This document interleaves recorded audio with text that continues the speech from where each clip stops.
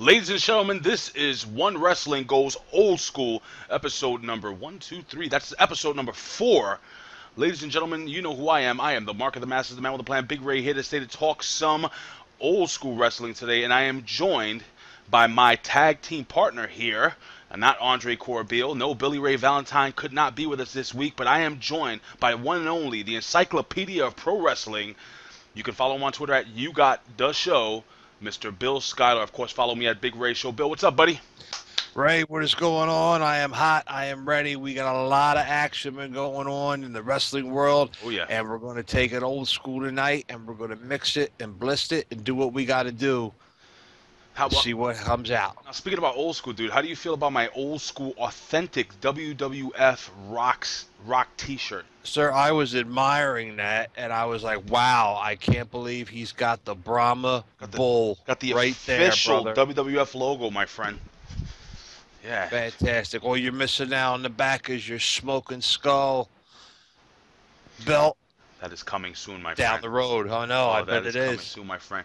So, listen, we got a couple of things we're going to talk about. Again, this is One Wrestling Goes Old School, where we talk about old school topics, not just old school matches and old school wrestling events, but we actually talk about what we believe today is a reflection of old school wrestling. So we're actually going to we're going to jump into our first topic. And speaking about old school, we're going to talk about the Paul Heyman DVD. So why don't you jump into that a little bit, man? Ladies and gentlemen, my name is Paul Heyman. And my client is Brock Lesnar. This WWE DVD is, in my opinion, the best DVD put out as far, and actually this is a first, because this is not a wrestling DVD. This is strictly about a manager. This is all about promos. 3 discs worth of Paul E. Dangerously, Paul Heyman, from his beginnings as a snot-nosed 15-year-old kid with the money from his bar mitzvah, buying a camera on a Photoshop and building it in his parents' basement, BSing his way through Vince McMahon's, where he got his hair cut, to getting a backstage pass for the press for his little fanzine that he put out, but it sounded like a legitimate magazine, and he made it to the back of Madison Square Garden. You want to hear something real quick, Bill? For the people that don't know, Bill Apter here from OneWrestling.com is actually very, very close friends with Mr. Paul E. Dangerously, a.k.a. Paul Heyman. And Bill Apter actually also kind of broke into the business in a similar fashion. If you guys ever want to know about that, you can check out the Can-Am Wrestling Show, where Bill kind of breaks down how he got into the business. Paul Heyman, before you continue, Paul Heyman, in my opinion, is up there with the likes of Bobby the Brain Heenan, the Grand Wizard, the leader of the Four Horsemen, what's his name? James Dillon. J.J. Dillon, Captain Lou Albano. Paul Heyman, Freddie Blassie. Paul Heyman is one of the more intellectual, conniving, just intelligent wrestling managers. Or now he actually puts himself across as a representative or almost like a legal consultant. Yes, his clients. Clients. Yes. I don't know if you are, but growing up just outside of Philadelphia here in New Jersey, I have been a Paul Heyman guy since the very beginning of Eastern Championship Wrestling. Oh, yeah. Before that, even when he made his appearances on the AWA, when he moved in with the original Midnight Express to go after Jimmy Cornette and the new Midnight Express, and the battle raged on between which tag team was the best. When it was Ravishing Randy Rose and mine is the main guy that was in the original Express. Bobby Eaton. Bobby Eaton, Stan Lane, yeah, Stan Lane, and I can't remember the other gentleman's name. I can't remember It's either. driving me crazy. It's fine. Regardless, he was the original. He was Bobby Eaton's original partner. With that, they came in and wrecked and havoc in the NWA. Matter of fact, it was one of the best scenes ever, if you recall. Jimmy Cornette was on stage. He was attacked by the original Midnight Express. Dennis Condrey. What's that? Dennis Condrey. Beautiful Dennis Condrey, yes. Dennis Condrey. Yes. Sorry. There you go. That was the one. Yeah. Dennis Condrey, Randy Rose, Paulie Heyman attacked the Express and one Jim Cornette, who was in a beautiful white blazer. Jim Cornette got a little color on TV. Yeah, he did. Side note that did not realize is Jim was not a guy with a lot of experience in blading. So they were in a nice air-conditioned studio that was kept very cold. Jim Cornette had been doing nothing but talking. So he cut himself when he went down, and it did not seem to be getting anything, so he cut himself deeper. Yeah. Now, as the fracas continued to go on, Jim's blood started pumping, literally, and his forehead started gushing blood and covered that white jacket which he brought with him week in and week out on TV. And the television cameras had to pan down and away because of the gore factor that was there. Jimmy was bleeding as bad as one of New Jack's victims, the bus kid. If you ever recall seeing that one, it was that deep of a wound. I do. That's where the kid where New Jack actually allegedly cut the kid. Well, actually no, he said it. He said he cut the kid told him to cut it, and he cut the living hell out of the guy. Yes, he did. Yes, he did. Yes, he did, and he bled like a stuck pig, and so did Jim Cornette, and that led into a massive feud. Just taking it forward into the old school, where you had both Midnight Expresses going at it, managers going at it with their own fighting. And it didn't end there for Paulie Dangerously. He got his own show. Yeah. Taking up the spot of the Dangerous Alliance. Yeah. And as the old Midnight Express lost a feud and disappeared, he appeared with a new tag team called the Samoan SWAT Team. Now, really quickly, the Samoan SWAT Team, for people who don't know, and I know you're going to get into it, but let me tell you something. They were some of the meanest, baddest, high-flying. They were the Usos before the Usos were ever around, and I think they had more of an edge. They were meaner. They were badder. They are what I wish the Usos would become now. Yes. More of an aggressive. They stop smiling and laughing and making jokes and just go in there and kick behind. Start eating telephones and Samoan SWAT team was crazy, man. Forever. They were a fantastic team that took on and to the limit the Road Warriors, the Steiner brothers, Doom. Great heel team.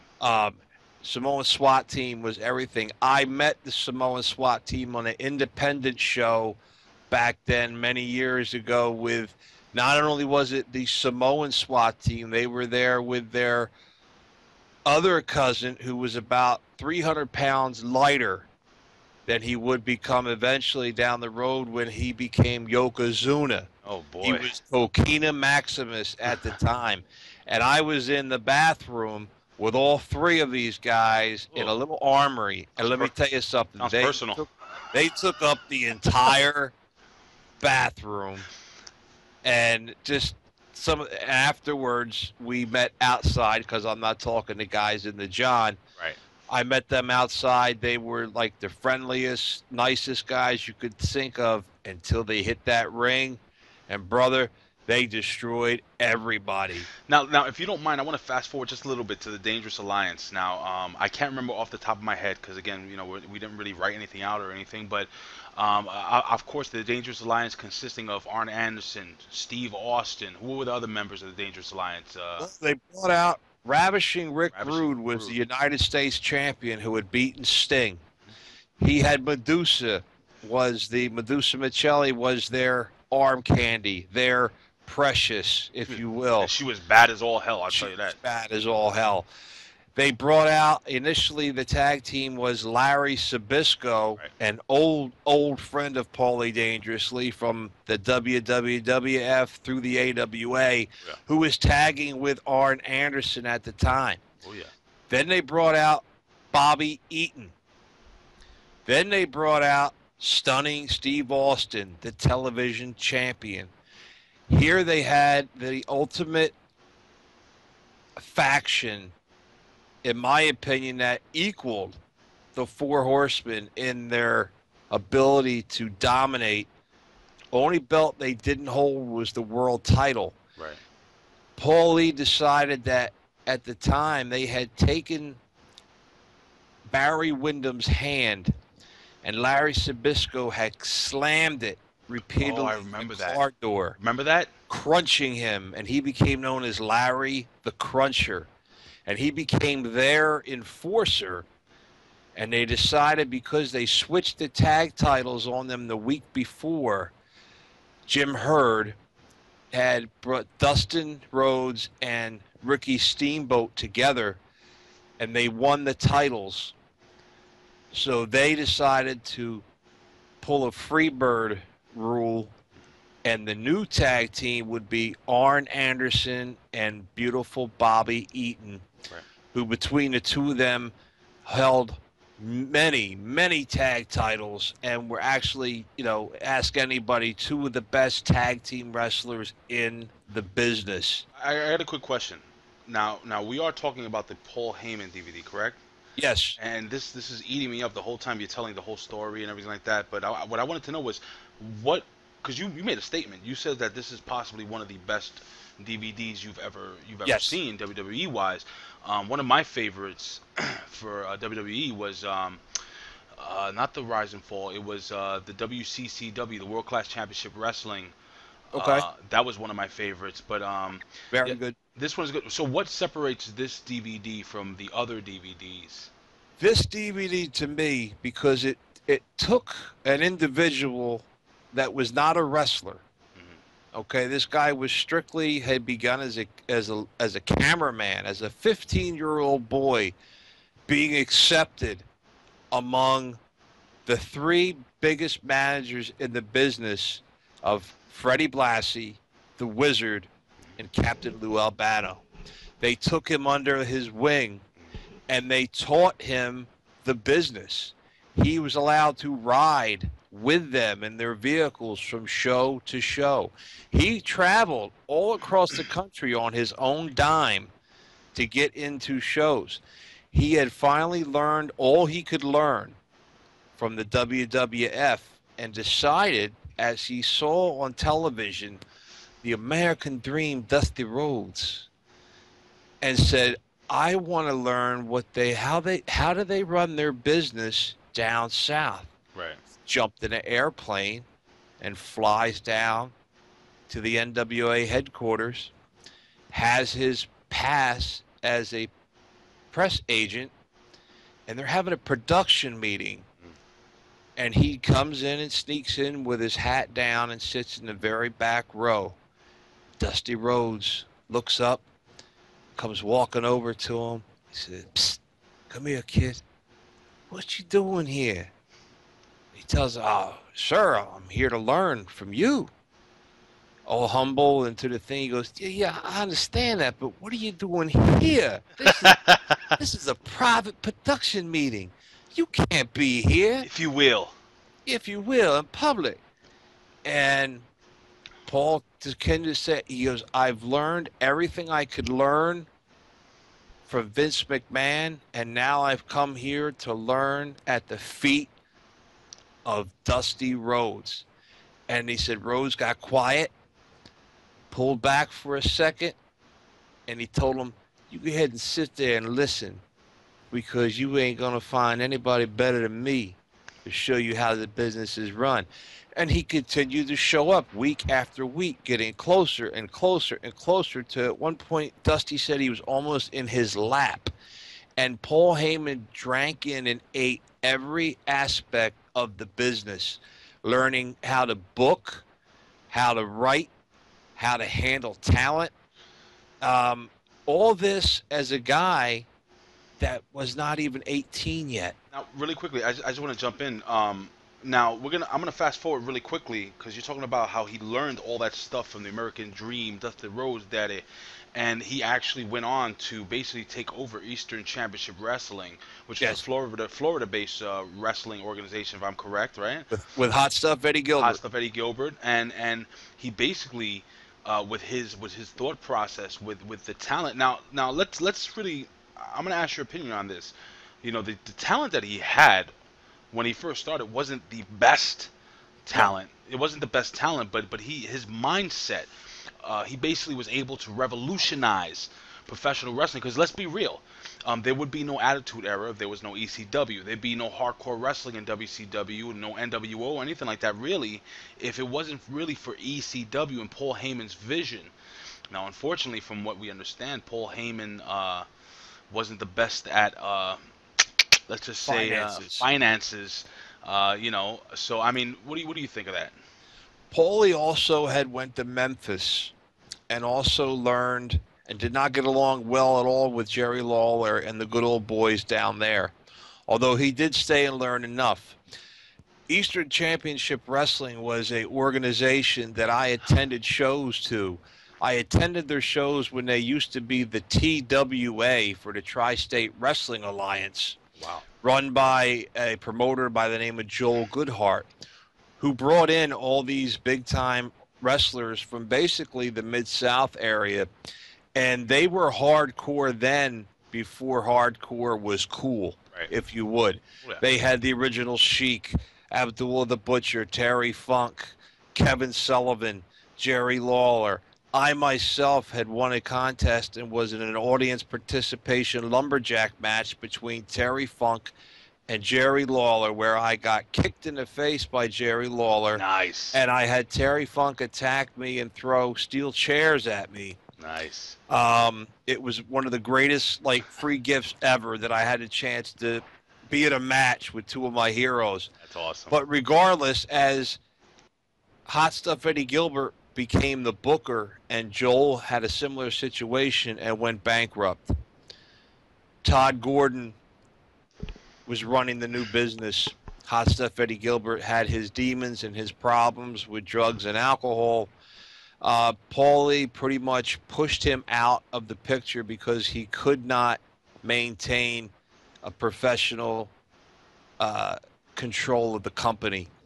And it was Eastern Championship Wrestling. And, of course, we all remember fondly, fondly for some have a hard time dealing with it to this day, but when a certain individual won that NWA title and said, "This one's for you, Pop," and he took that title and he threw it on the ground. That's right, the NWA title that Dusty Rhodes had, that Terry Funk, that Dusty Rhodes, and even Ric Flair, Shane Douglas, threw it down and said, Steamboat. "This is the age of ECW." And at that point, a new promotion was born that changed the entire wrestling industry as we know it today. If I may, when Shane Douglas actually did that, he really buried the NWA.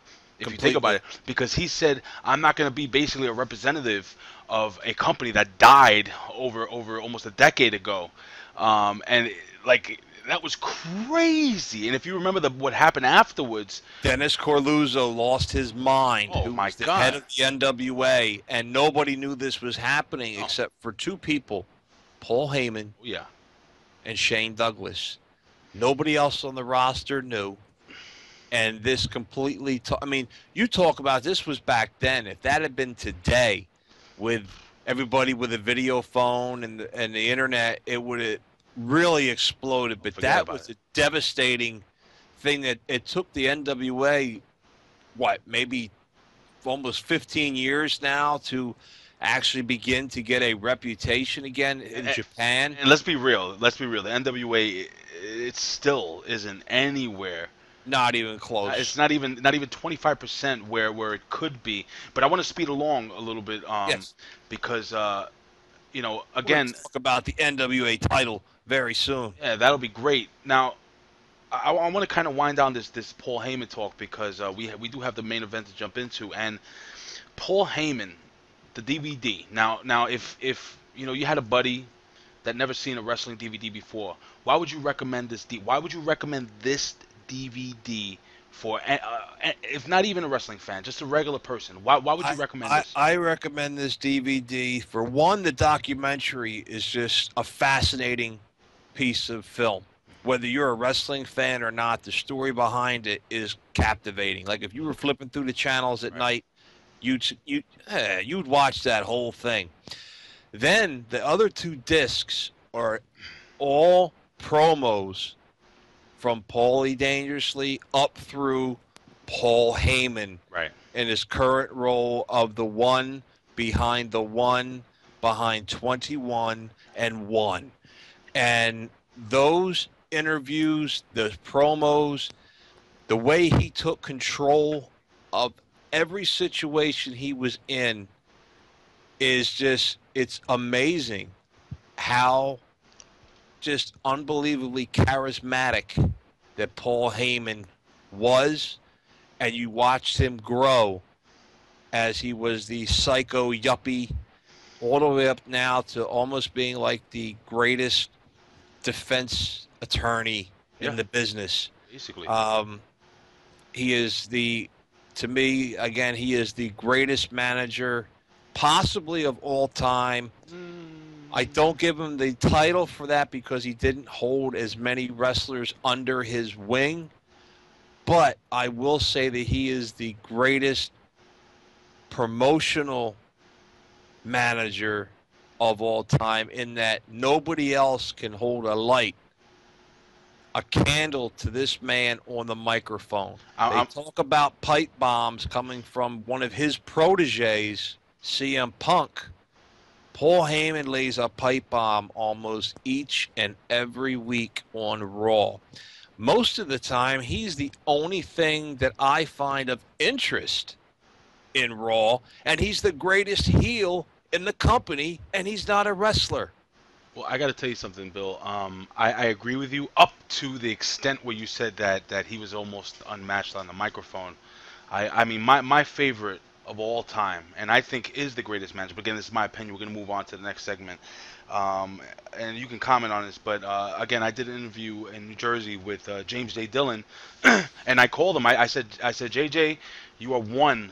I told JJ Dillon to his face, I said, you are one of the best managers, and he actually stopped me and he says, I'm glad you said I am one, because he gave that accolade to Bobby the Brain Heenan, who, for me, from the AWA all the way through WWF, and even as he became a commentator, people forget how important it was for Bobby the Brain Heenan to come over and be a commentator at WCW when they were.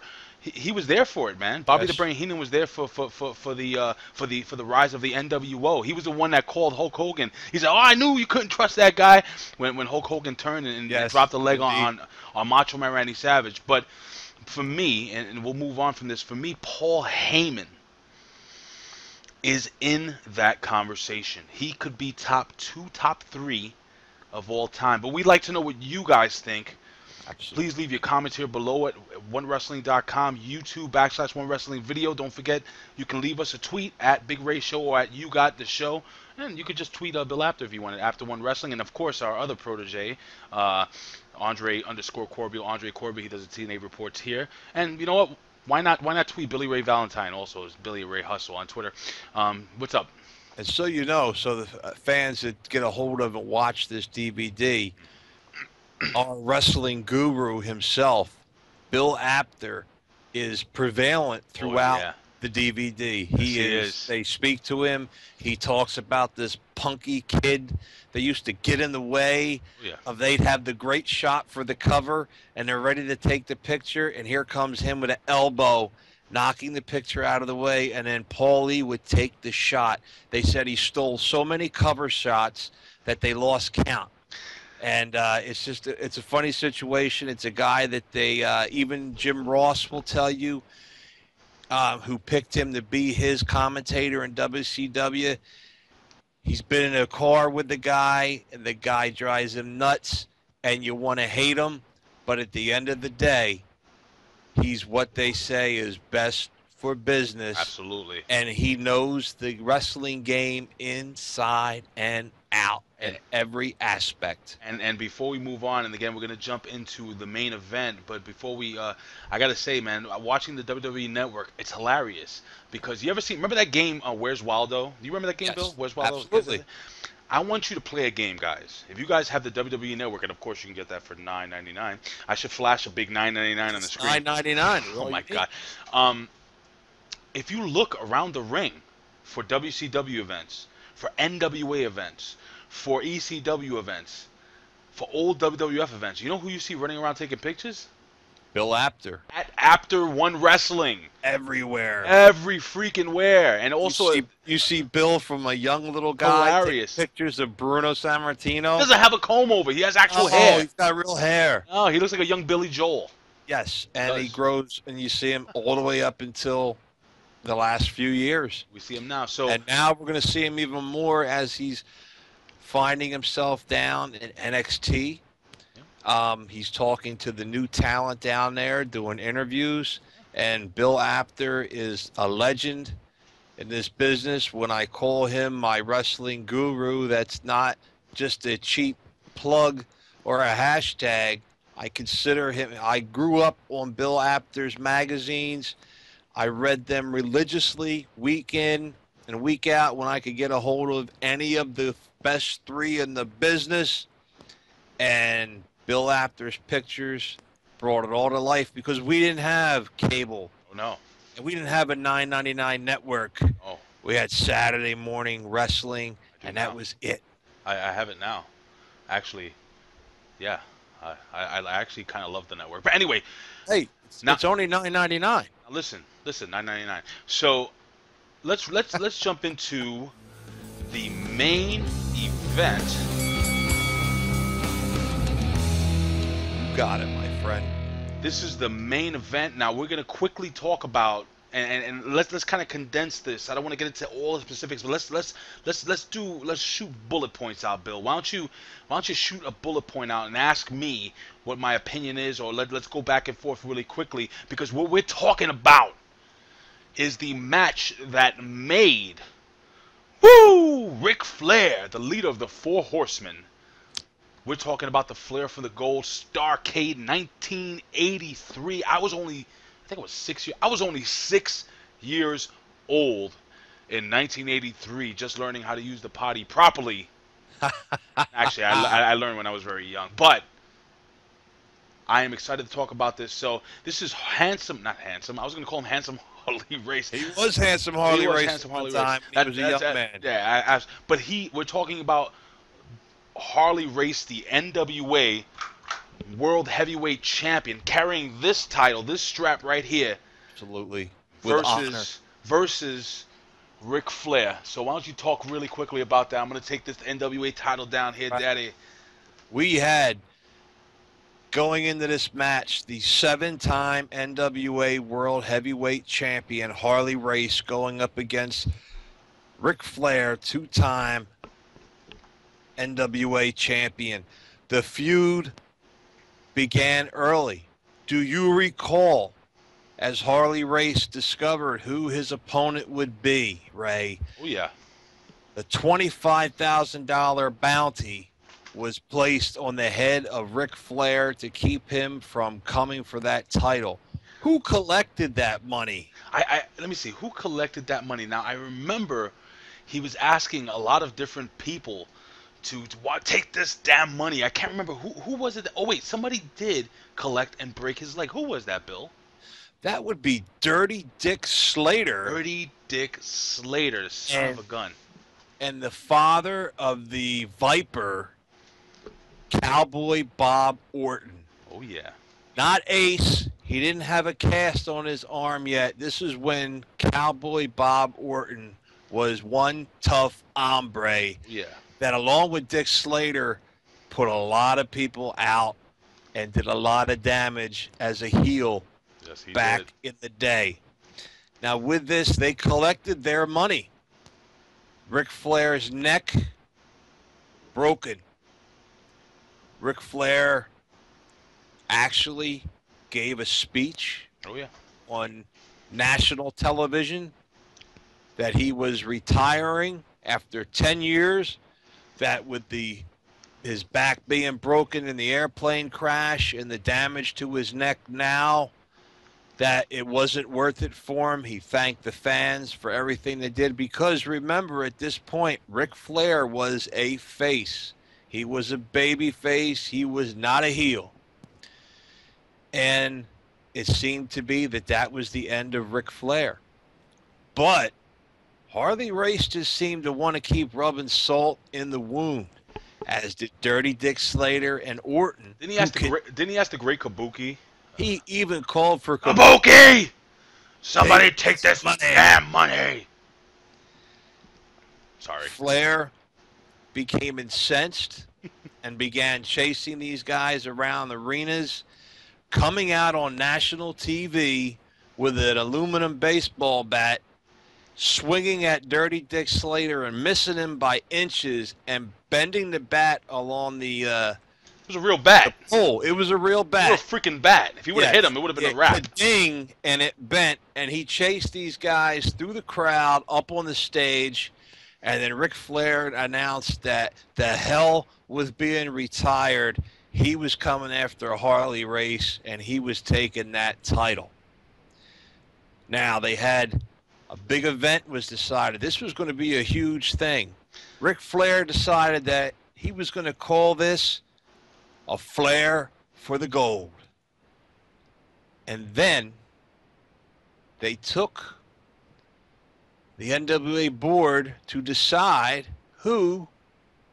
which promoter was going to be able to run this mega card. Who would get it?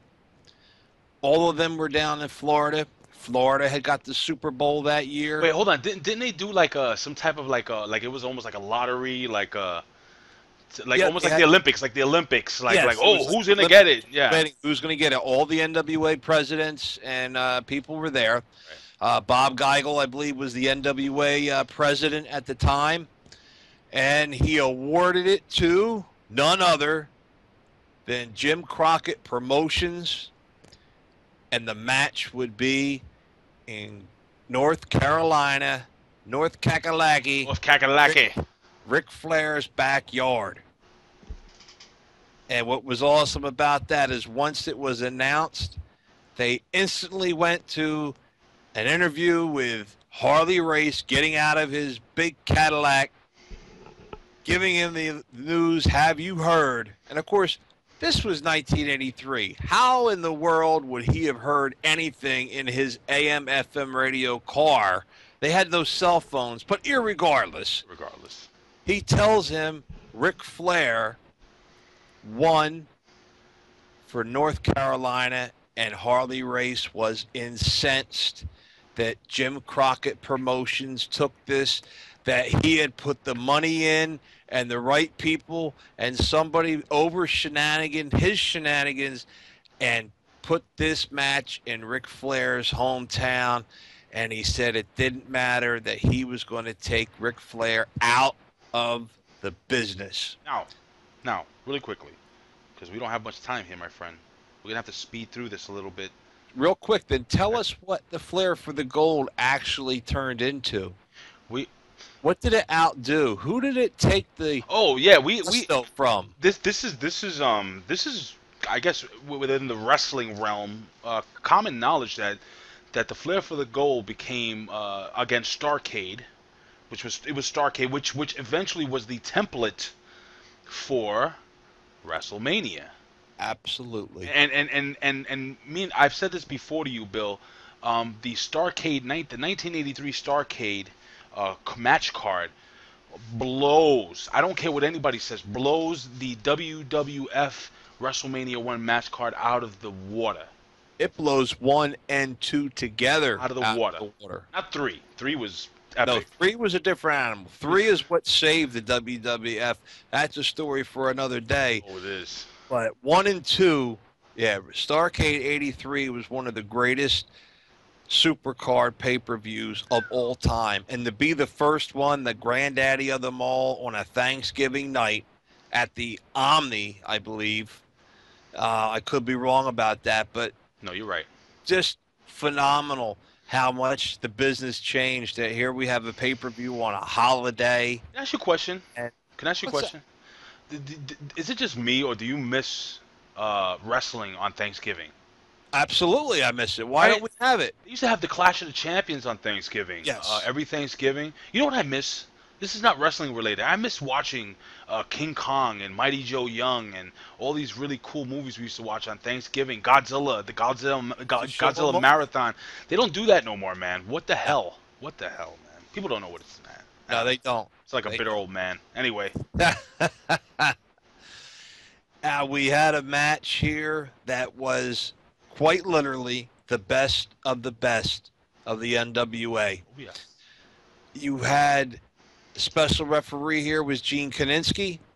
The match started out, it was a slow and methodical type of match. They were feeling each other out. Ric Flair trying to figure out the best way to hit Race. Race, on the other hand, went to town immediately, attacking Ric Flair, going for the neck, going for the legs and his back, trying to work him down and grind him so he get him in that pile driver and end the match as soon as possible. That sit-down pile driver he used to do, right? Sit-down pile, yes. Harley Race's pile driver was one of the best in the business, and to this day still is. This is a match I put up. This is in my top 10, if not my top 5 matches of all time. Flair and Race told a real story in this. The psychology of this match began long before. It was a great build-up of old school booking, something that's drastically missing in today's sports entertainment. And, Gordon Solie was calling this match. He made a statement that Ric Flair was coming out of this match looking like raw hamburger, that there would be so much carnage and bloodshed in this match. They did not know what to expect. And these two gentlemen, Race and Flair, did it all in the ring. Every move that they were known for was done. It went back and forth, near fall after near fall. And Harley Race passed the torch the way a wrestler always passed the torch to that up-and-coming star that was going to carry the company into the next 3 to 4, 5 years even as a champion, not 2, 3, 4 months like today. Now, really quickly, I was going to say eventually, all that money went to. It's funny how Harley Race came out of that nice. He was always very well dressed. He came out of the what was it, a limo or Lincoln Town Car, whatever the hell he was driving, very expensive vehicle. Yeah. And eventually you would see Ric Flair kind of turn into a more grand version of what the torch was passed, but also Flair's character developed into that heel, that what does he call himself? The limousine riding, jet flying, kiss stealing, wheeling and dealing, son of a gun. Alligator shoes, big Rolex watches. I spent more money last year on spilled liquor than you made in an entire year working your 9-to-5 job. Ric Flair became the epitome, and the Horsemen themselves, of the 80s me generation of Wall Street, of the ultimate rich, dressed to the nines, money flashing, women on their arms, limousines, Lear jets. The Four Horsemen became the be-all and end-all of professional wrestling for the NWA, and nobody in the WWF, the AWA, or anybody else could even come close to what the Horsemen did and were capable of in that original faction. You know what would have been a fun thing, and I know we're now going to move on. We're going to jump into the dream match, but and this is basically our go home segment. But you know what would have been a cool match? I would have loved to have seen the Fabulous Freebirds, but the four. What I'm talking about Jimmy Garvin, Roberts, Terry Bam Bam Gordy, of course Michael P.S. Hayes. Could you imagine? And they could play the baby faces because they were great as baby faces. You know P.S. Michael Hayes was a great baby face, and of course Jimmy Garvin was also he was a good baby face too. Jimmy Garvin. They would be much like how Magnum TA was. The antithesis of Flair with the jeans and the motorcycles and the pickup trucks and stuff like that. That was the Freebirds. My God, yes, there's a dream match I had not thought of. We'll think about that, but and the Horsemen. Magnum TA, man, and I know we're gonna move on, but every time I think of Magnum TA, it's. I mean, thank God he's alive and he's doing well and he's very healthy and he saved his money, so on and so forth. But my God, this guy, if I remember him as a kid. And I'm very different today. I believe so because he had, forget about it, he was their Hulk Hogan. Yes. And I got to be honest with you, if you looked at a Magnum TA promo, Magnum TA would kind of turn sideways and stare into that camera with that big mustache that covered his top lip, and he really gave you his heart and soul, and that belly to belly suplex. One of the best in the business. That was his finisher back then. Was it belly to back or belly? No, belly to belly suplex. Belly to belly. I remember him hitting Kamala with that. Boom! Jesus. Big Kamala. Awesome. Jeez. All right, so let's again, ladies and gentlemen, that was Flair for the Gold. That was the main event. And guys, if you haven't seen it, I'm sure you can either find it on YouTube and soon on the WWE Network for $9.99. $9.99. Starrcade, 1983. Can you believe people are actually holding up signs? Anyway, it's crazy. That's a story for another day. But it's $9.99. $9.99. What are you gonna do? $9.99? Did I say that again? Okay. Yeah. So now let's jump into the dream match. Right. What we're going to do here is a match that have all possibilities could have occurred. And amazingly enough, these two guys never faced off against each other in their careers, even though they crisscrossed numerous times in ECW, WCW, and the WWF, WWE. Yeah. I'm talking it's 1992. Let's say 92. Where? Stone Cold, Steve Austin, had just become in the past year from the ringmaster to the king of the ring to Austin 316 says, I just kicked your ass, was running wild in the WWF. Another Texan was running wild in ECW at the same time. This was a veteran, a man known for being middle-aged and crazy. Talking about Terry Funk from the Double Cross Ranch. Terry Funk versus Stone Cold Steve Austin in a Texas death match in Amarillo, Texas, under old original Texas death match rules. That's not last man standing. That you pin the guy, and he's got 10 to get up, and it continues on until the poor sorry bastard cannot get off the ground. Could you imagine before, because we're going to talk about really quickly, we're going to run it down how we booked the match and basically how the match would go over really quickly. We only got a few minutes left. Could you imagine the promos between why don't you, what would, in your mind, what would a Terry Funk promo be? I'll be Steve Austin. I can't do a good Steve Austin, but let's just do this. Let's play this. Terry Funk would be, hey there, Steve Austin. I've been watching you since you were a young green kid coming in the business, and you come in there and you're wreaking all kinds of havoc upon Jake the Snake. and everybody else there in the WWF, and you're moving like you're going to be a champion. Well, you know, I don't like to brag, but I have been a world champion not just one time, twice. What? Yeah, twice. What? You're making me repeat myself. I'll tell you what I'm going to do. I'm going to take this branding iron here, and I'm going to take this and I'm going to burn it right in your head, and then you'll be asking what for nothing. Well, let me tell you something, son. This is Stone Cold Steve Austin, and Stone Cold doesn't give a rat's ass about what you've done in this business. That sounds more like The Rock, but I can imagine. Back and forth, yes. Could you imagine? Like every time Terry Funk was mealy mouthed son of a bitch, you beady eyed little bastard. Right, you right. want to come in here with your old wrinkled ass and try to tell me that you're the best that Texas has got? Let me tell you something, Terry Funk. You're old, you're washed up, and I'm Stone Cold Steve Austin.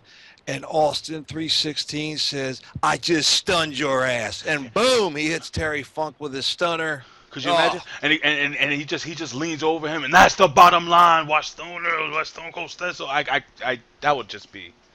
Chairs are flying. These guys would. This match would start out nose to nose, talking it, pushing it. I would see some exchanges of some open hand slaps to the face, some pushing, Stone Cold knocking Terry out of the ring. Funk being all discombobulated and flailing into the audience, getting mad, tossing chairs out into the crowd, ripping people out of their chairs to take their chair, throwing them at Austin in the ring, getting back in the ring, and them and Austin just going to town. Steve Austin hitting him. Guaranteed straight up he was going to boom and hit him with a Stone Cold Stunner to start it off with. Get it back and forth. Terry would put him in that stump pile driver, driving that wounded neck of Stone Cold Steve Austin right there in the concrete outside of the ring. 1, 2, 3. See if he can get up to the count of 10. What do you think happens now? All right, so Stone Cold is down, right? Stone Cold's down, count of 3. Now it's 10 to get up. Stone Cold gets up at the count of 9.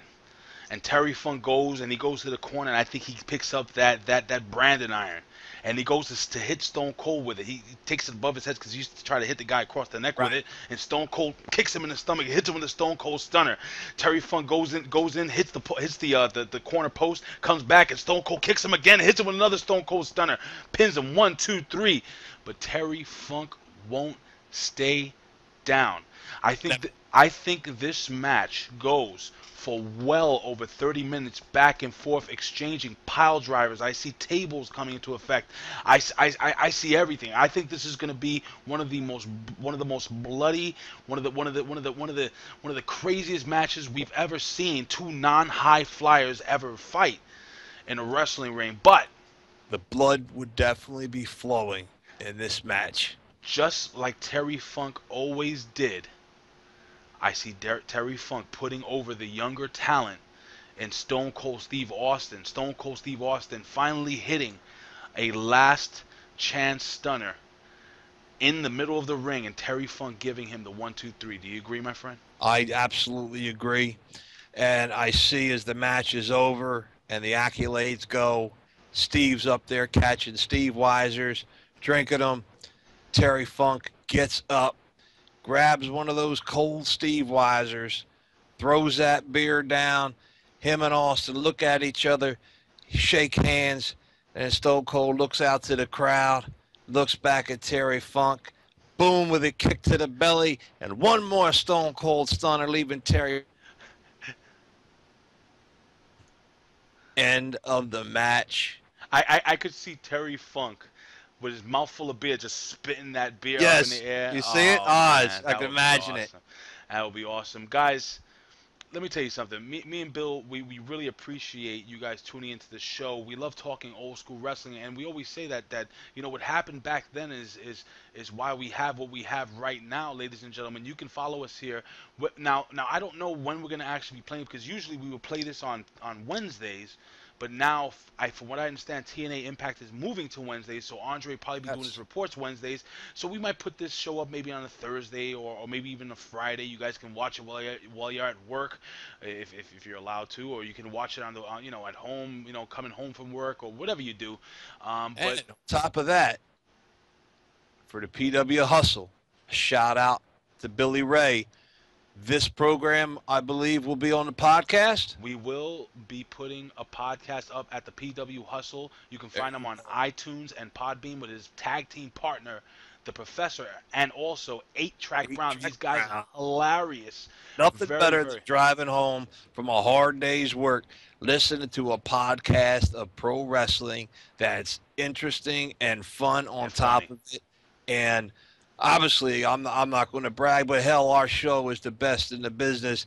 But PW Hustle, Billy Ray is the king of the podcasts. And you listen to that show with 8-Track and the Professor, and I guarantee you, you will be converted before the end of that podcast. Absolutely. So, ladies and gentlemen, again, this is One Wrestling Goes Old School. Don't forget to follow us at One Wrestling on Twitter. Follow Bill Apter at Apter One Wrestling. Follow Andre Corbeil at Andre_Corbeil. Follow me, Big Ray, at Big Ray Show. And of course, Bill Schuyler at You Got the Show. And of course, our good friend and partner, Billy Ray Valentine. Follow him at Billy Ray Hustle. Ladies and gentlemen, we are done. We are out. Leave your comments below. You have anything to say before we go? Nothing but old school wrestling and fun. Bell to bell, corner to corner. That's what I want to see. That's what you want to see. Real wrestling. Let's get rid of this sports entertainment garbage. You get back to what made it the game. Pro wrestling. Wrestling. Wrestling, brother. RASSLIN. Peace.